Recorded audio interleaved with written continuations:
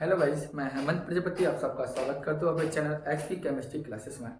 और गाइस, आज मैं आपको बता दूं, हम कुछ नेमिंग रिएक्शन लेकर आए हैं और नेमिंग रिएक्शन पर हम बात करेंगे। आज का छोटा सा लेक्चर होगा जो बहुत ही ज़्यादा बेसिक है और बहुत ही ज़्यादा इम्पोर्टेंट है। आपका यह चैनल आपके लिए ही नई नई वीडियो लाता है जिससे आप अच्छे से बेटर एजुकेशन प्राप्त कर सकें। अब यहाँ पर जैसे कि हम बात करें, आपके सबसे पहले यहाँ लिखा है एल्काइन का जल योजन। तो पहले हमें ये ध्यान देना है कि एल्काइन का यदि जल योजन कराएं या हाइड्रोलिसिस जैसी क्रिया हम एल्काइन की कराते हैं तो उससे कंपाउंड कौन सा हमें प्राप्त होता है। तो चलो हम बात करते हैं कि एल्काइन का हाइड्रोलिसिस कराने से होता क्या है। तो आपको पहले पता होना चाहिए एल्काइन होते क्या है। तो एल्काइन का तात्पर्य है कि जब कार्बन और कार्बन के मध्य त्रिबंध उपस्थित होता है उसे हम एल्काइन कहते हैं। अब हमने किसी कंपाउंड से हमने लिया कार्बन, कार्बन के मध्य ट्रिपल बॉन्ड हो उसे एल्काइन कहते हैं। अब एक हाइड्रोजन परमाणु यहाँ है, फिट किया हमने एक हाइड्रोजन परमाणु यहाँ, जिसे हम और आप लोग अच्छे से एसिटिलीन कहते हैं। अब इसी एसिटिलीन का हम जलयोजन कराएं, जलयोजन कराया अर्थात जल का योग कराया। अब जल का जो योग होता है वो कैसे होता है उस पर बात थोड़ा ध्यान दीजिए। ये यहाँ पर 1% आपका 1% आपका HgSO4 होता है और 42% यहाँ सल्फ्यूरिक एसिड होता है और यह विक्रिया आपकी 60 डिग्री सेल्सियस तक होगी। किसी भी एल्काइन का आप अभी जलयोजन कराएंगे, किसी भी एल्काइन का, चाहे आपका एसिटिलीन हो या कोई भी चीज़ हो, यदि आप एल्काइन का जलयोजन कराते हैं तो 1% मर्क्यूरिक सल्फेट और 42% सल्फ्यूरिक एसिड के 60 डिग्री सेल्सियस पे कराएंगे जलयोजन। किसका? एसिटिलीन का करा रहे हम। तो होता क्या है कि आप जानते हैं जल का जो फॉर्मूला होता है वो क्या होता है? H2O।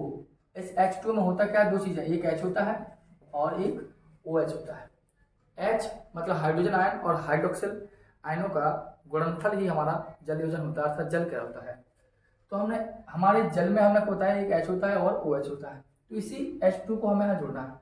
तो किसी जगह H जोड़ दीजिए और किसी जगह OH जोड़ दीजिए। क्यों?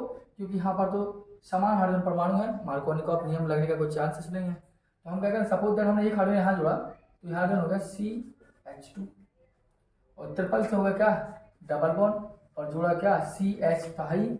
अब इधर से क्या मिला हमें? इसका मतलब क्या? इसका मतलब है H और OH। तो H हमने जोड़ दिया यहाँ और OH जोड़ दिया यहाँ, तो होगा CHOH। इसे हम बोलते हैं वाइनिल वर्ड। इसको किससे लिखते हैं हम? वाइनिल से। लेकिन वाइनिल भी कैसा होगा?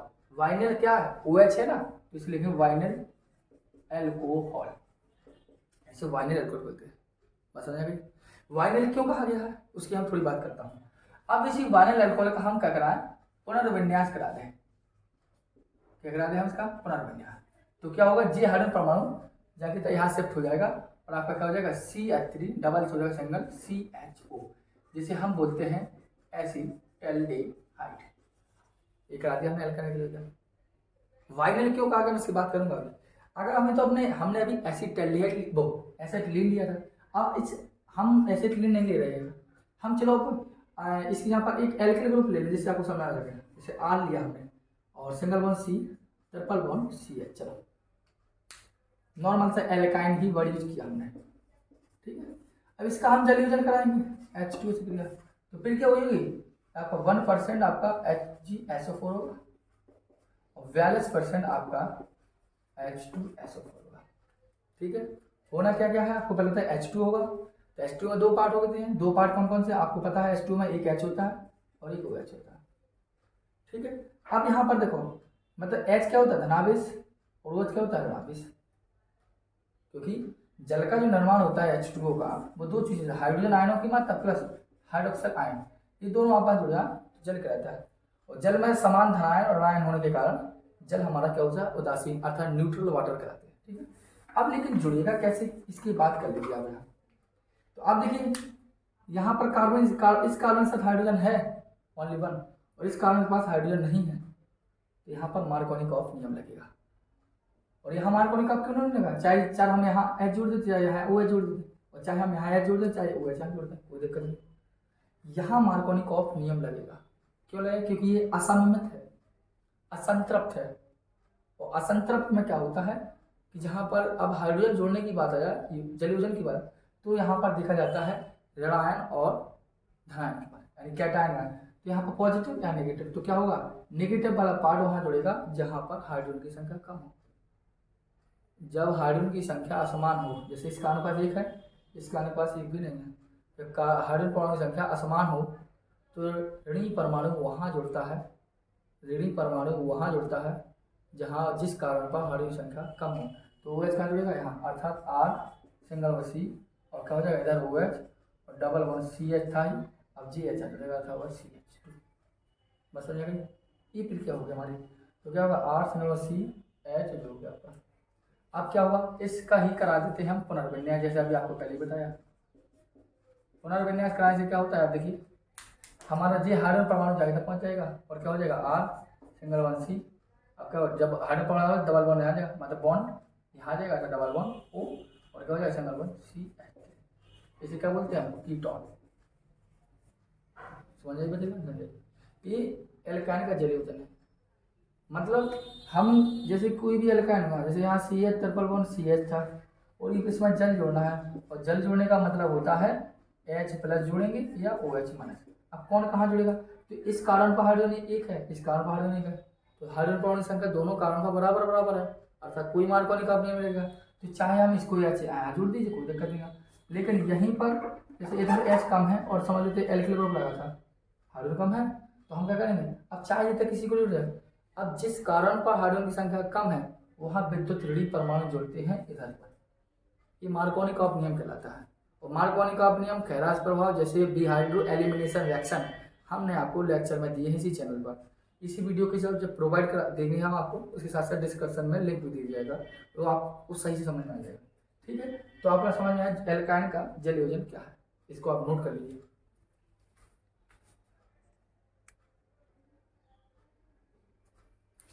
चलिए यहाँ ध्यान देना आप लोग। यहाँ अब नेक्स्ट हेडिंग की हम बात करते हैं रोजेनमुंड अपचयन। मैंने आपको पहले भी कहा था, मैं नेमिंग रिएक्शन पर आज लेक्चर कर दे रहा हूँ आपको। नेमिंग रिएक्शन में फर्स्ट रिएक्शन हम बात करेंगे रोजेनमुंड अपचयन। है क्या रोजेनमुंड अपचयन, तो रोजेनमुंड अपचयन का मतलब होता है यह एल्डिहाइड बनाने की एक मेथड है। किसको बनाने का, एल्डिहाइड। एल्डिहाइड होता क्या है आपको अच्छे से पता है, जिसका फंक्शन ग्रुप CHO हो वो एल्डिहाइड कहलाता है, अर्थात एल्किल ग्रुप के साथ RCH बनेगा। ठीक है, अब एल्डिहाइड कैसे बनते हैं, यहाँ होता क्या है कि रोजेनमुंड में होता क्या है कि यहाँ पर पैलेडियम उत्प्रेरक होता है और BaSO4 यहाँ उत्प्रेरक वर्धक का कार्य करता है। यहाँ पैलेडियम क्या करता है, अभिक्रिया की गति को तीव्र करता है और BaSO4 अभिक्रिया की गति को मंद करता है। ठीक है, होता क्या, उन्होंने कहा कि जब अम्ल क्लोराइड का RCOCl का हाइड्रोजन के साथ, ये हाइड्रोजन है देखा है ना, पैलेडियम और BaSO4 के उपस्थिति में, पैलेडियम BaSO4 की उपस्थिति में अम्ल क्लोराइड, ये क्या है आपका, ये अम्ल क्लोराइड है आपका, अम्ल क्लोराइड।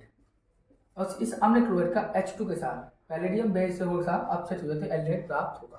कैसे देखो, कैसे नहीं करना है, ये हाइड्रोजन जाएगा इसके बाद, तो हो गया HCl। आपका बच्चा एक हाइड्रोजन बचा, तो आप जोड़ देंगे तो RCHO, अर्थात एल्डिहाइड बनेगा।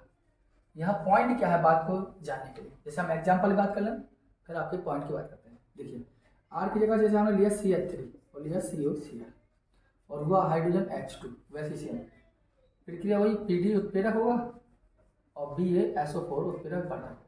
तो होगा क्या, H जाएगा Cl से HCl होगा, एक H से C में जुड़ जाएगा, हो जाएगा CH3CHO, जिसे हम बोलते हैं एसिटाल्डिहाइड। ठीक, यहाँ होता क्या है कि मैंने कहा कि पैलेडियम और बेरियम सल्फेट की उपस्थिति में अम्ल क्लोराइड का H2 के साथ अपचयन कराने पर एल्डिहाइड प्राप्त होता है, इसे रोजेनमुंड अपचयन कहा जाता है।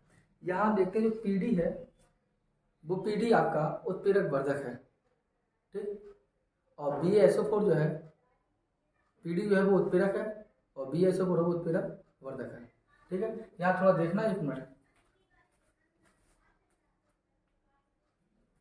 देखिए, चलो अच्छे, यहाँ मुझे ये लगा कि जैसे कि वीडियो पॉज हो चुकी हो, इसलिए थोड़ा 2 मिनट का समय लिया आपका। यहाँ जो आपका PD है ये उत्प्रेरक का कार्य करता है और BaSO4 उत्प्रेरक वर्धक का कार्य करता है। क्यों, यदि BaSO4 की उपस्थिति ना होती और यदि BaSO4 की यहाँ उपस्थिति ना होती केवल पीडी की होती तो ये एल्डिहाइड क्या करता, आगे फिर क्रिया कर लेता और जाके RCH2OH अर्थात एल्कोहल बना देता। इसलिए यहाँ पर बेरियम सल्फेट की उपस्थिति अनिवार्य हो चुकी थी। इसी को रोजन-बॉन्ड ऑप्शन कहते हैं। यहाँ पर एक कॉमन बात है कि अगर रोजन-बॉन्ड ऑप्शन में बेरियम सल्फेट की उपस्थिति ना हो तो क्या होगा, तो आप हमेशा ध्यान देना, एल्डिहाइड ना बनकर एल्कोहल बन जाएगा। ठीक है, इसको आप नोट कर लीजिए। एक लास्ट रिएक्शन हम आपको बताएंगे, स्टीफन अभिक्रिया।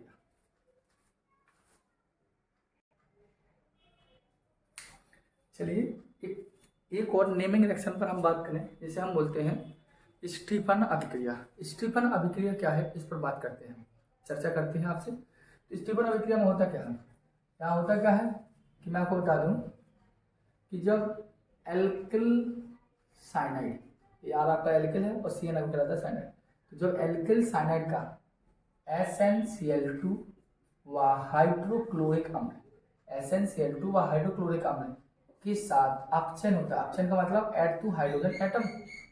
ये हाइड्रोजन एटम कहाँ से आया होगा, जब SN10 क्लोराइड और हाइड्रोक्लोरिक अम्ल ने आपस में रिएक्ट किया होगा तब हमें हाइड्रोजन प्राप्त हुआ होगा। तो मैं ये कह रहा हूँ स्टीफन अभी कहती है कि जब SnCl2 व हाइड्रोक्लोरिक एसिड यानी स्टेनस क्लोराइड व HCl की उपस्थिति में एल्किल साइनाइड का जब हाइड्रोजन के साथ अपचन होता है तो एल्डिमीन प्राप्त होती है, जिसका जल गठन होने पर एल्डिहाइड प्राप्त होता है। देखो दो एक हाइड्रोजन है तो यहाँ दे दीजिए आप, एक हाइड्रोजन आ दीजिए, क्या हो जाएगा RCH डबल बॉन्ड NH।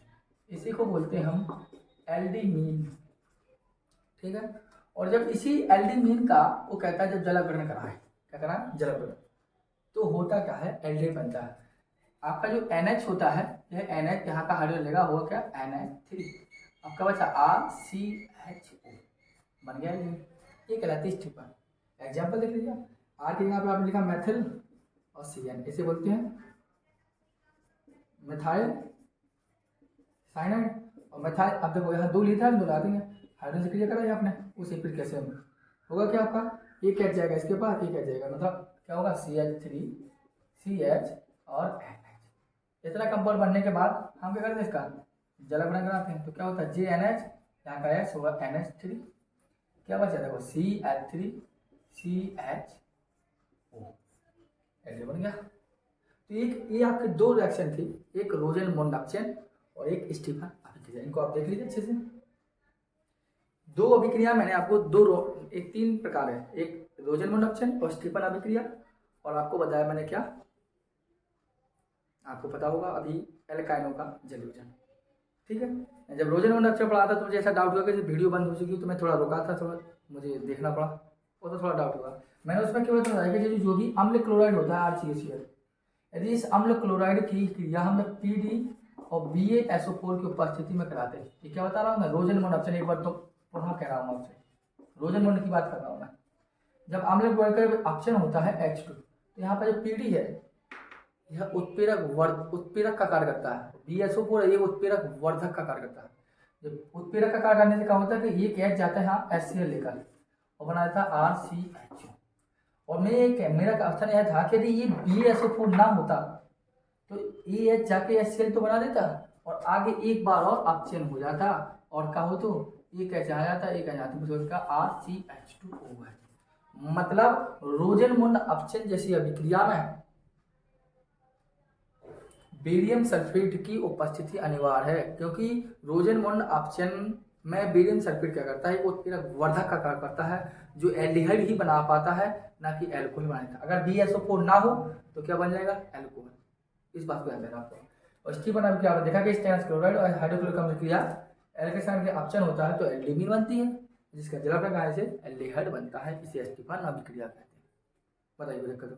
तो एक थी आपकी नेमिंग रिएक्शन। इन नेमिंग रिएक्शन को आप पढ़िए और वीडियो को ज़्यादा से ज़्यादा शेयर कीजिए, लाइक कीजिए, सब्सक्राइब कीजिए चैनल को, और हमें आगे बढ़ने का आपके माध्यम से एक तरीका भी मिला है, जिससे हम और आप दोनों साथ रहकर ही इस एजुकेशन प्लेटफॉर्म को बेटर बना सकें। बेटर नहीं बनाना, हमें बेस्ट बनाना है, इस बात को आप ध्यान दीजिए। और तब हो सकता है ये कार्य जब आपकी सहभागिता हमारे साथ हो। तो ठीक, धन्यवाद।